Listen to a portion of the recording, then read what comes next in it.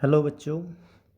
First part जो chapter का हमने पढ़ा उसमें हमने पढ़ा रिफ्लेक्शन ऑफ लाइट की। रिफ्लेक्शन ऑफ लाइट होता क्या है। अभी सेकंड पार्ट में हम पढ़ेंगे रिफ्रैक्शन ऑफ लाइट। रिफ्रैक्शन क्या होता है, रिफ्रैक्शन ऑफ लाइट क्या होता है, इसके बारे में पढ़ेंगे। तो चलिए शुरू करते हैं। The bending of a ray of light as it pass from one medium to another is called reflection of light. क्या होता है, इसका कहने का मतलब ये है कि जब लाइट एक मीडियम से दूसरे मीडियम में जाती है तो वो बेंड हो जाती है, वो मुड़ जाती है, और इसी बेंडिंग को हम क्या बोलते हैं, रिफ्रैक्शन ऑफ लाइट। इसको हम बोलते हैं रिफ्रैक्शन ऑफ लाइट। इसको हम इस डायग्राम की हेल्प से समझेंगे। यहाँ पे ये मान लेते हैं हमने एक ग्लास स्लैब ली है, जो ये वाली है ये, और ये यहाँ बाहर ये एयर है। तो ये एयर है, वो एक मीडियम है, ये रेयर होगा ग्लास से, और ये है ग्लास जो कि एक डेंसर मीडियम है। तो यहाँ पे दो मीडियम हो गए हैं, ये रेयर मीडियम है, ये डेंसर मीडियम है। ये वापस से फिर से बाहर आएगी तो रेयर मीडियम। तो यहाँ पे दो मीडियम है, एक रेयर है और एक डेंसर है। रेयर मीडियम क्या होता है, जहाँ पे पार्टिकल की डेंसिटी जो है वो कम होती है, मतलब जो पार्टिकल हैं मटेरियल के वो कम होंगे। ग्लास में जो पार्टिकल हैं वो ज़्यादा होते हैं, बिल्कुल पास पास होते हैं, तो यहाँ पे डेंसिटी ज़्यादा होगी। तो चलिए एक्सपेरिमेंट को हम समझते क्या है। तो ये हो गया है एक मीडियम, यहाँ से एक बीम ऑफ लाइट आई अंदर की तरफ, इसको हम इंसिडेंट रे बोलेंगे, जो कि अंदर की तरफ आएगी। सेम जिस पॉइंट पे टकराई हम यहाँ पे एक 90 डिग्री का एंगल बनाएंगे, जिसको हम बोलते हैं नॉर्मल। तो ये हमने नॉर्मल बनाया, तो ये जो एंगल बनेगा ये आई, इसको बोलेंगे एंगल ऑफ इंसिडेंस, आई बनेगा। अब जब ये लाइट आएगी अंदर तो क्या होगा, ऐसे लाइट जानी चाहिए थी, यहाँ से आई तो ऐसे ऐसे ऐसे सीधी जानी चाहिए थी, बिल्कुल ऐसे। लेकिन होगा क्या कि ये सीधी ना जाके ये थोड़ा सा इस साइड मुड़ जाएगी, ये इधर जाएगी। तो ये जो बैंड हुआ है लाइट में, इसी को हम क्या बोलते हैं, रिफ्रैक्शन बोलते हैं। अब ये बैंड किस साइड होगा, अब यहाँ से देखो, मान लेते हैं ये लाइट फिर से आई, यहाँ पे आगे इस पॉइंट पे टकराई, तो यहाँ पे हम फिर से एक नॉर्मल बनाएंगे।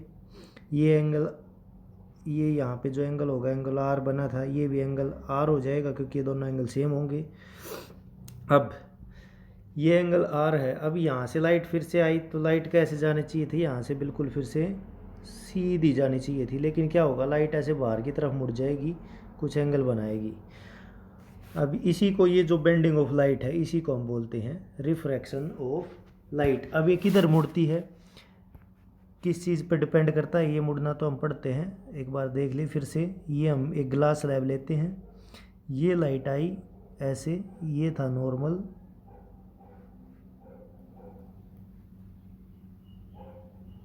ये हमने नॉर्मल ड्रा किया, ये एंगल आई है, तो लाइट ऐसे जानी चाहिए थी सीधी। लेकिन होगा क्या कि लाइट थोड़ा सा अंदर की तरफ मुड़ जाएगी और लाइट ऐसे आएगी ऐसे। तो ये किधर मुड़ेगी, देखो, हवा में जो है ना, लाइट की स्पीड सबसे तेज़ होती है वैक्यूम में, और एयर में लगभग सेम होती है। तो जब ग्लास में आती है तो लाइट की स्पीड धीरे हो जाती है, ठीक है। यहाँ पे इस मीडियम में जब लाइट आएगी तो लाइट की स्पीड क्या हो जाएगी, कम हो जाएगी। अब लाइट की स्पीड कम होगी तो जो एंगल है ना, एंगल आई और एंगल आर दोनों इक्वल होने चाहिए थे। ये स्पीड कम होगी तो एंगल भी कम हो जाएगा, और ये एंगल आर छोटा हो जाएगा। तो ये था नॉर्मल बीच में। तो जब लाइट रेयर मीडियम से डेंसर में आती है तो वो नॉर्मल की तरफ मुड़ जाती है। जब लाइट रेयर मीडियम से डेंसर मीडियम में आती है तो वो नॉर्मल की तरफ मुड़ जाती है ऐसे। और जब वापस डेंसर से वापस रेयर में जाती है तो वो नॉर्मल से दूर चली जाती है, नॉर्मल से दूर की तरफ मुड़ जाती है। तो ये तरीका है याद रखने का, कि हम सीधा सीधा याद रख सकते हैं, जब लाइट की स्पीड कम होती है तो एंगल भी कम हो जाता है, जब स्पीड वापस से बढ़ती है तो एंगल भी बढ़ जाता है। अब यहाँ पे angle I angle of incidence था, आर एंगल ऑफ रिफ्लेक्शन था, और ई था एमरजेंट एंगल। ये जो लास्ट में ई एंगल आता है ना, बाहर निकलती है जो लाइट, इसको हम एंगल ई बोलते हैं। आगे देखते हैं।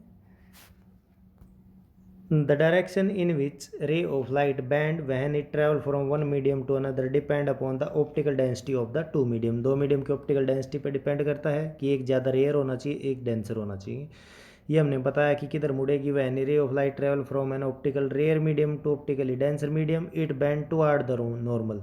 जब डेंसर में आएगी रेयर से तो ये नॉर्मल की तरफ मुड़ जाती है।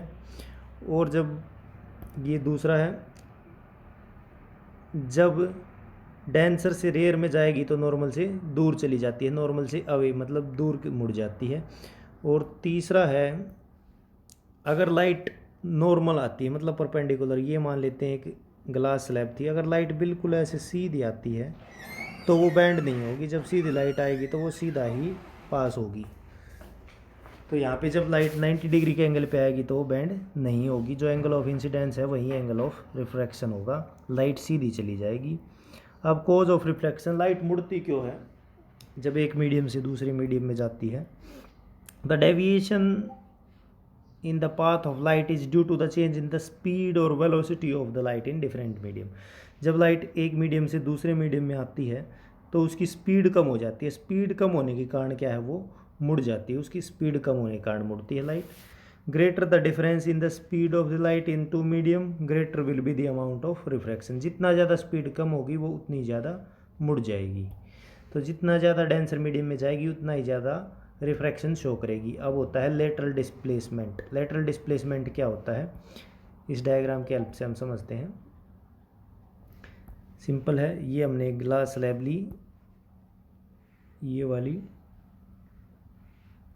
ये इंसिडेंट रे थी और ये जाना तो ऐसे सीधा चाहिए थी यहाँ पे ऐसे, लेकिन क्या होगा, ये इधर मुड़ जाएगी। अब यहाँ से फिर बाहर निकलेगी तो फिर ऐसे मुड़ जाएगी। तो ये तो थी इंसिडेंट रे जो आ रही थी यहाँ से, और ये है जो एक्चुअल में रे जहाँ से निकली है।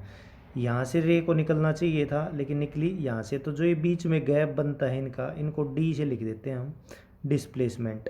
तो ये जो गैप होता है इसी को हम लेटरल डिस्प्लेसमेंट बोलते हैं। एक्चुअल पोजीशन जो लाइट की होनी चाहिए थी और जहाँ से लाइट आई है वो जो डिफरेंस है उसको हम क्या बोलते हैं, लेटरल डिस्प्लेसमेंट बोलते हैं। अब लेटरल डिस्प्लेसमेंट को हम कैसे निकाल सकते हैं, निकालने का फॉर्मूला क्या है? तो यहाँ पे लेटरल डिस्प्लेसमेंट को हम डी से डिनोट करेंगे। तो डी क्या होता है, T cos R multiply by sine I minus R. यहाँ पे देखो क्या क्या है, जो टी है वो तो है थिकनेस ऑफ ग्लास स्लैब की, जो ये हमने ग्लास स्लैब ली है ये कितनी मोटी है, इसकी थिकनेस क्या है। सेकंड कोस आर, आर ये एंगल ऑफ रिफ्रैक्शन होता है, इसका मान लेते हैं ये 30 डिग्री है तो ये हो जाएगा कोस 30 डिग्री। ब्रैकेट मल्टीप्लाई किसे करेंगे, साइन आई माइनस आर, जो ये आई एंगल था इसको आर में से माइनस करेंगे और साइन एंगल के साथ लिखेंगे, साइन आई माइनस आर। ये फॉर्मूला होता है लेटरल डिस्प्लेसमेंट को निकालने के लिए कि कितनी डिस्प्लेस होगी लाइट, इसको निकालेंगे कैसे। अब नेक्स्ट है lateral displacement is inversely proportional to the wavelength of incident light. इसका मतलब क्या है कि लाइट की वेवलेंथ जितना ज़्यादा होगी, बड़ी जो लाइट होगी वेवलेंथ की, उसमें लेटरल डिस्प्लेसमेंट कम होगा, और जो छोटी वेवलेंथ की लाइट होगी उसमें लेटरल डिस्प्लेसमेंट क्या होगा, ज़्यादा होगा। तो ये इनवर्सली प्रोपोर्शनल होता है। अब पढ़ते हैं टोटल इंटरनल रिफ्लेक्शन क्या होता है। जब लाइट, अभी हमने पढ़ा, एक मीडियम से दूसरे मीडियम में जाती है तो मुड़ जाती है। तो यहाँ पे हम एक कोई मीडियम लेते हैं, तो लाइट ऐसे इस मीडियम से मान लेते हैं, ये डेंसर मीडियम है, यहाँ से लाइट जा रही है तो डेंसर से जब बाहर की तरफ जाएगी तो ये इसका नॉर्मल था, तो ये नॉर्मल से दूर मुड़ जाती है ऐसे। ये डेंसर मीडियम है, रेयर मीडियम, ग्लास से वापस हवा में गई तो ऐसे नॉर्मल से दूर मुड़ जाती है।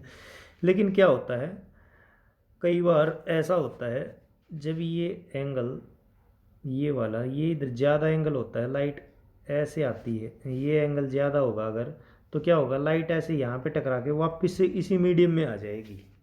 इसको हम बोलते हैं टोटल इंटरनल रिफ्लेक्शन।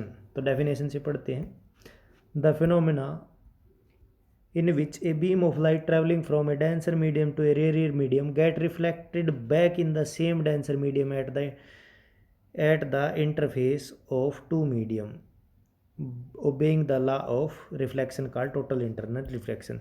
जब लाइट डेंसर मीडियम से रेयर में जाती है तो वो वापस से यहाँ पे टकरा के वापस से उसी मीडियम में आ जाती है कई बार, तो इसको हम बोलते हैं टोटल इंटरनल रिफ्लेक्शन। अब लॉ ऑफ रिफ्रैक्शन, रिफ्रैक्शन के कितने लॉ हैं? 2 लॉज ऑफ रिफ्लेक्शन है। फर्स्ट जो पहला हमने पढ़ा था सेम है जैसा रिफ्लेक्शन का पढ़ा था, the incident ray, the refracted ray and the normal O at the point of incidence all lies in the same plane. Incident ray, normal और रिफ्रैक्टेड रे ये तीनों क्या होंगे? सेम प्लेन में होंगे। सेकेंड लॉ है the second law gives the relation between the angle of incident and the angle of refraction. The relationship was discovered by Snell's experimentally in 1621। तो एक साइंटिस्ट थे स्नेल जिसने ये रिलेशन इनके बीच में बताया था, एंगल आई और एंगल आर के बीच में। एंगल आई होता है एंगल ऑफ इंसिडेंस और एंगल आर होता है एंगल ऑफ रिफ्रैक्शन। तो इसलिए ये स्नेल एक साइंटिस्ट थे जिन्होंने बताई थी, तो इसलिए इसको हम स्नेल्स लॉ भी बोल देते हैं। तो देखो रिलेशन क्या है, sine of angle of incidence of sine of angle of refraction, ये जब भी इन दोनों को डिवाइड करेंगे तो हमेशा एक कांस्टेंट क्वांटिटी मिलेगी। मान लेते हैं ये मीडियम है, ये लाइट आई, ये ऐसे मुड़ गई, तो यहाँ पे नॉर्मल के साथ एंगल बनेगा, कुछ भी एंगल मान लेते हैं हम, ये लाइट ऐसे आई और ऐसे, ये था नॉर्मल, तो ये एंगल मान लेते हैं 30 डिग्री का है, ये 25 डिग्री का है। तो साइन ऑफ एंगल आई मतलब जो 30 डिग्री है वो साइन ऑफ 30 डिग्री बटे में साइन ऑफ 25 डिग्री, ये हमेशा क्या होगा, ये कुछ क्वांटिटी आएगी, कुछ भी आएगी, मान लेते हैं 1.5 आ गया। तो जब हम इस एंगल को चेंज कर देते हैं, अब दूसरा यहाँ पे अब किसी दूसरे एंगल से लाइट आएगी तो वो किसी दूसरे एंगल से मुड़ेगी। अब एंगल चेंज होगी, यहाँ मान लेते हैं 45 हो गया, यहाँ पे हो गया 30। तो अब जब हम डिवाइड करेंगे साइन 45 और साइन 30, तो जो क्वांटिटी आएगी हमारे पास वो जो पहले आ रही थी 1.5, मतलब उसी के वजह, ज़रूरी नहीं है 1.5 आया, अगर मान लेते हैं हम कि कुछ भी कांस्टेंट क्वांटिटी आएगी, तो दोनों केसेस में जब तक ये मटेरियल हम सेम रखेंगे ना, ये मटेरियल और ये मटेरियल जब तक सेम रहेंगे तब तक ये दोनों जो एंगल हैं ये और ये, इनको डिवाइड करते रहेंगे तो सेम ही क्वांटिटी आएगी। तो ये कांस्टेंट हो गया हमेशा। एंगल हम चेंज करके अगर दूसरा भी रख देंगे इसी मीडियम के लिए, 45 की जगह अगर यहाँ पे 60 हो जाएगा, यहाँ कुछ हो जाएगा 50, तो भी ये क्वांटिटी सेम रहेगी। इसका मतलब है कि जब साइन ऑफ एंगल आई और साइन ऑफ एंगल आर को डिवाइड करते हैं तो एक कांस्टेंट क्वांटिटी मिलती है जिसको हम बोलते हैं स्नेल्स लॉ, साइन आई बटे sine R is equal to constant, ये होती है स्नेल्स लॉ। अब जो ये कांस्टेंट होती है, जो वैल्यू आएगी साइन आई और साइन आर को डिवाइड करके, उसको हम बोलते हैं refractive index of that medium, वो उस मीडियम का रिफ्रैक्टिव इंडेक्स है। यहाँ पे एक एग्जांपल से हम समझते हैं, a ray of light travel from the air into glass, एक लाइट आई हवा से ग्लास में, the angle of incidence of 37 degree, the angle of reflection 24 degree, what is the refractive index of the glass. तो glass का हमें refractive index निकालना है, 37 डिग्री के एंगल पे वो अंदर आई और 24 से वो मुड़ गई, मतलब एंगल आई कितना है, यहाँ से डायग्राम की हेल्प से हम समझ सकते हैं, ये एंगल आई, ये नॉर्मल और ये एंगल आर, तो ये जो एंगल था ये था 37 और ये जो यहाँ पे बना है ये है 24 का। इन दोनों को हम डिवाइड करते हैं तो क्या होगा, देखिए जब हम इनको साइन आई और साइन आर को जब हम डिवाइड करेंगे तो साइन 37 बाई साइन 24, साइन 37 की वैल्यू होगी 0.60, इसकी 0.40, जब डिवाइड करेंगे तो 1.5 आ गया। तो ये जो 1.5 आया है ये किसका रिफ्रैक्टिव इंडेक्स है, ये ग्लास का रिफ्रैक्टिव इंडेक्स है। और रिफ्रैक्टिव इंडेक्स का मतलब क्या होता है, ये टॉपिक हम अभी चैप्टर में पढ़ेंगे थोड़ी देर में कि होता क्या है रिफ्रैक्टिव इंडेक्स। ये है refractive index and speed of light. अब होता क्या है refractive index, the refractive index of a medium gives an incident indication of the incident beam, sorry यहाँ पे हम देखिए दोबारा से देखते हैं, the refractive index of a medium gives an indication of the light bending ability of that medium। इसका मतलब क्या है कि जितनी भी लाइट बेंड होती है ना, कि रिफ्रैक्टिव इंडेक्स हमें ये लगभग ये आइडिया देता है कि लाइट है वो उस मीडियम में कितनी मुड़ेगी। जैसे मान लेते हैं किसी एक सब्सटेंस का रिफ्रैक्टिव इंडेक्स है 1 और किसी का है 2, तो 1 वाले में लाइट कम बैंड होगी और सेकंड वाले में ज़्यादा बैंड होगी। मतलब जितना ज़्यादा रिफ्रैक्टिव इंडेक्स होगा लाइट उतनी ही ज़्यादा बैंड होगी। अगर किसी ऑब्जेक्ट का रिफ्रैक्टिव इंडेक्स 2 है, इसका मतलब क्या है कि जो लाइट की स्पीड थी हवा में उस मीडियम में आने के बाद 2 गुना कम हो जाएगी। अगर रिफ्रैक्टिव इंडेक्स 1 है तो लाइट की स्पीड 1 गुना कम हो जाएगी। रिफ्रैक्टिव इंडेक्स 1.5 है तो लाइट की स्पीड उस मीडियम में 1.5 गुना कम हो जाएगी। ये होता है रिफ्रैक्टिव इंडेक्स। अगर रिफ्रैक्टिव इंडेक्स 3 है तो लाइट की स्पीड 3 टाइम कम हो जाएगी उस मीडियम में आने के बाद।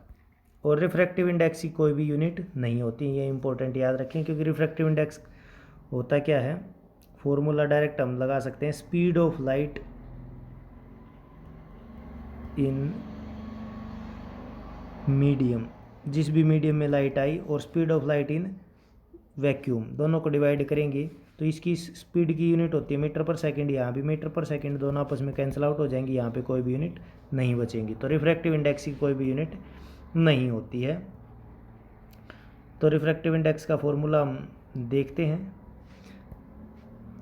देखिए, let a ray of light going from one medium, एक मीडियम हमने 1 ले लिया जिसका नाम क्या है, मीडियम का 1 मीडियम से वो कहाँ जा रही है, मीडियम 2 में जा रही है। The speed of light in medium 2 is differ from that of medium 1, तो उसकी स्पीड क्या होगी, चेंज हो जाएगी। Let the speed of light in medium 1 में v1 स्पीड थी, मीडियम 2 में हमने उसकी स्पीड v2 मान ली है।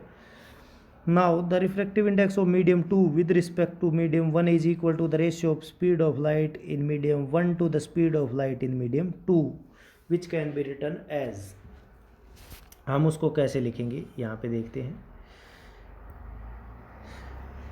रिफ्रैक्टिव इंडेक्स, ये मीडियम 1, ये मीडियम 2, मतलब मीडियम 1 से लाइट कहाँ चली गई, मीडियम 2 में चली गई है। ये जो नीटा है ये होता है नीटा, NETA, एन जैसा दिखता है, इसको हम बोलते हैं रिफ्रैक्टिव इंडेक्स, इसको डिनोट करते हैं इससे।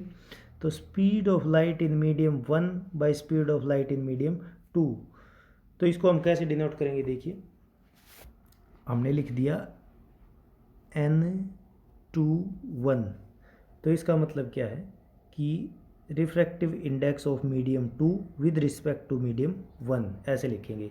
या फिर इनको कई जगह ऐसे भी रिप्रेजेंट करते हैं, refractive index of medium 2 with respect of medium 1।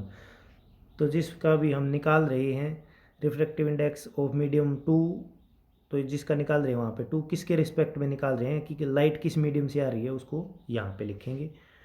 तो ये होगा refractive index of light. Here N21 और 12 का मतलब क्या है, refractive index of medium 2 with respect to medium 1। v1 हो गया speed of light in medium 1 और speed of light in medium 2।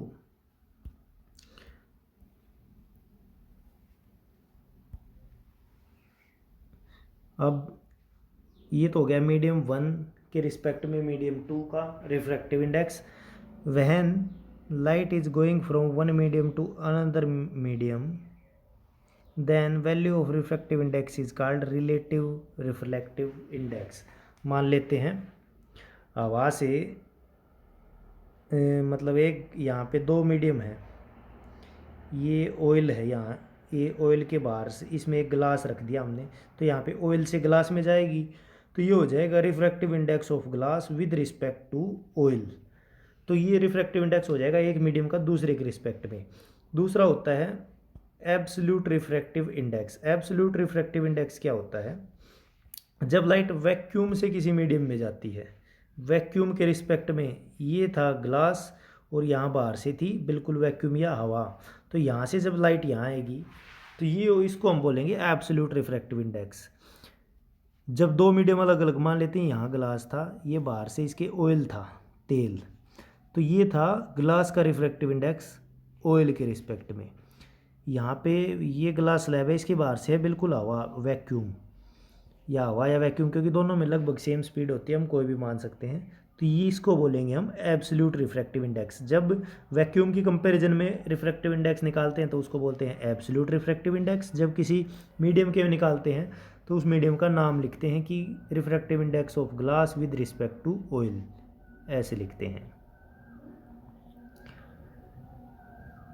अब एब्सोल्यूट रिफ्रैक्टिव इंडेक्स कैसे निकालते हैं? Speed of light in vacuum by speed of light in medium, कि किसी vacuum में कितनी स्पीड है और मीडियम में कितनी हो गई है। तो निकालने के लिए फॉर्मूला होता है सी होता है speed of light in vacuum by V मतलब उस मीडियम में लाइट की स्पीड कितनी है। तो ऐसे हम किसी भी मीडियम का रिफ्रैक्टिव इंडेक्स निकाल सकते हैं। स्पीड ऑफ लाइट वैक्यूम में कितनी होती है? 3 × 10⁸ मीटर पर सेकेंड, लगभग 3 लाख किलोमीटर पर सेकेंड होती है लाइट की स्पीड। और हवा में भी लगभग ही सेम होती है, कोई ज़्यादा डिफरेंस नहीं आता है। स्पीड ऑफ लाइट वेव किसके बराबर होती है? Wavelength into frequency. अगर लाइट की स्पीड हमें निकालनी है, तो अगर हमें लाइट की वेवलेंथ पता है और फ्रीक्वेंसी पता है किसी भी वेव की, तो हम उसकी स्पीड निकाल सकते हैं। क्या फॉर्मूला होगा? Wavelength into speed. Wavelength of light in air और wavelength of light in air और wavelength of light in glass, मतलब जब ग्लास में जो वेवलेंथ है लाइट की वो कम हो जाएगी एयर के रिश्ते। जब हवा से लाइट कहाँ पे जाएगी? ग्लास में, तो उसकी वेवलेंथ कम हो जाएगी क्योंकि उसकी स्पीड कम हो जाएगी, तो स्पीड के साथ उसकी वेवलेंथ भी कम हो जाएगी। लेकिन जो फ्रीक्वेंसी है वो चेंज नहीं होती। जब एक मीडियम से दूसरे में लाइट जाती है तो फ्रीक्वेंसी क्या रहेगी? सेम रहेगी। उसकी सिर्फ वेवलेंथ चेंज होगी। अगर स्पीड बढ़ेगी तो वेवलेंथ बढ़ जाएगी, अगर स्पीड कम होगी तो वेवलेंथ कम हो जाएगी। नेक्स्ट पढ़ते हैं। When light move from one medium to another, its wavelength change but frequency remain the same। जो बात मैंने अभी बताई कि जब एक मीडियम से दूसरे में जाती है लाइट तो उसकी वेवलेंथ चेंज होती है लेकिन फ्रीक्वेंसी चेंज नहीं होती है। Diamond has the highest refractive index 2.42। Diamond का जो रिफ्रैक्टिव इंडेक्स है वो सबसे ज़्यादा होता है 2.42। इसका मतलब क्या है कि जब लाइट हवा से डायमंड में आएगी तो उसकी स्पीड 2.42 इतने गुना कम हो जाएगी, लगभग 2.5 गुना उसकी स्पीड कम हो जाएगी। तो सबसे ज़्यादा रिफ्रैक्टिव इंडेक्स किसका होता है? डायमंड का। इसका मतलब डायमंड में आने के बाद जो लाइट की स्पीड है वो सबसे कम हो जाती है। Air has the lowest refractive index 1.00029, लगभग 1 के बराबर ये रिफ्रैक्टिव इंडेक्स। मतलब लाइट की स्पीड जो है वो लगभग सेम रहेगी। 1 गुना किसी के साथ 1 को मल्टीप्लाई करते हैं तो सेम ही वैल्यू आती है, तो 1 गुना कम हो जाएगी, मतलब लगभग सेम रहेगी, कोई भी चेंज नहीं आएगा। Refractive index of water is 1.33। पानी का रिफ्रैक्टिव इंडेक्स 1.33 है, मतलब 1.33 टाइम लाइट की स्पीड कम हो जाएगी। अब है refractive index depend on the nature of the medium and the wavelength of light use. किस पे डिपेंड करता है refractive index? Nature of the medium की, जो हमने मटेरियल लिया है वो कैसा लिया है, और जो लाइट हम भेज रहे हैं उसकी वेवलेंथ कैसी है, इन दो चीज़ों पे डिपेंड करता है। If any two medium have exactly same refractive index, no bending occur when light passes from one medium. एक मीडियम से दूसरे मीडियम में जब लाइट जाती है तो अगर दोनों मीडियम का रिफ्रैक्टिव इंडेक्स सेम है तो लाइट में कोई भी बैंड नहीं आएगा, क्योंकि स्पीड जो है ना लाइट की वो चेंज नहीं होगी, दोनों सेम मीडियम है, दोनों का सेम रिफ्रैक्टिव इंडेक्स है। The refractive index of light going from one medium to medium 2 is equal to the reciprocal of the refractive index light going from medium 2 to medium 1। जब light एक medium से दूसरे medium में जा रही है तो उसका कुछ रिफ्रैक्टिव इंडेक्स होगा, तो जब लाइट उस दूसरे मीडियम से वापस पहले में आएगी तो रिफ्रैक्टिव इंडेक्स जो फर्स्ट वाले का उल्टा हो जाएगा। जैसे कि मान लेते हैं, if the refractive index of water for light going from air to water, जब लाइट हवा से पानी में जाएगी तो रिफ्रैक्टिव इंडेक्स होगा 1.33, और जब वापस से लाइट पानी से वापस से हवा में आएगी तो रिफ्रैक्टिव इंडेक्स हो जाएगा 1/1.33, मतलब उसका उल्टा, तो कितना हो जाएगा? 0.75। Higher the refractive index of the medium slower the speed of the light in that medium. जितना ज़्यादा रिफ्रैक्टिव इंडेक्स होगा लाइट की स्पीड उतनी ही मीडियम में कम हो जाएगी। अब जब रिफ्रैक्टिव इंडेक्स लाइट की स्पीड कम होती है, लाइट मुड़ जाती है, उसके कारण क्या होता है? जैसे कोई चीज़ पानी में रखी हुई है, पानी में हम कोई कॉइन डाल देते हैं तो वो क्या होगा? हमें पानी में थोड़ा सा ऊपर दिखाई देता है, एक्चुअल जो उसकी गहराई होती है उससे थोड़ा सा ऊपर दिखाई देता है, उसी को हम बोलते हैं अपरेंट डेप्थ। रियल डेप्थ होती है जो वास्तव में उसकी डेप्थ है, और अपीरेंट डेप्थ होती है जितना हमें वो दिख रहा है। When an object is kept in one medium at some depth is observe from another medium it appear to be different position. जब हम किसी ऑब्जेक्ट को मीडियम में रख देते हैं, जो रखा है वो होगी उसकी रियल डेप्थ, तो वो हमें जिस पोजीशन पे रखा है उसे अलग पोजीशन पे दिखाई देता है, थोड़ा सा ऊपर या नीचे दिखाई देता है, जिसको बोलते हैं हम अपेरेंट डेप्थ। हाँ, ये ध्यान रखना है कि हम दूसरे मीडियम से उसको स्टडी करेंगे। अगर पानी में रखा है तो हम बाहर से उसको देखेंगे, ये पानी के अंदर ही नहीं देखेंगे, हम उसको बाहर से देखेंगे। This happen due to the refraction at plane surface. ये किसके कारण होता है? रिफ्रैक्शन के कारण होता है। अब अपीरेंट डेप्थ को निकालने के लिए फॉर्मूला है रियल डेप्थ बटे रिफ्रैक्टिव इंडेक्स। उसकी रियल डेप्थ क्या है, कितनी डेप्थ वो हमने रखा है, और उस जो मीडियम जिसमें रखा है उसका रिफ्रैक्टिव इंडेक्स क्या है, इन दोनों को जगह हम डिवाइड कर देंगे तो क्या आ जाएगी हमारे पास? अपीरेंट डेप्थ आ जाएगी। तो ये इतना अब तक ये हमने रिफ्रैक्शन के बारे में पढ़ा। अगली वीडियो में हम refraction of light by spherical lenses के बारे में हम पढ़ेंगे।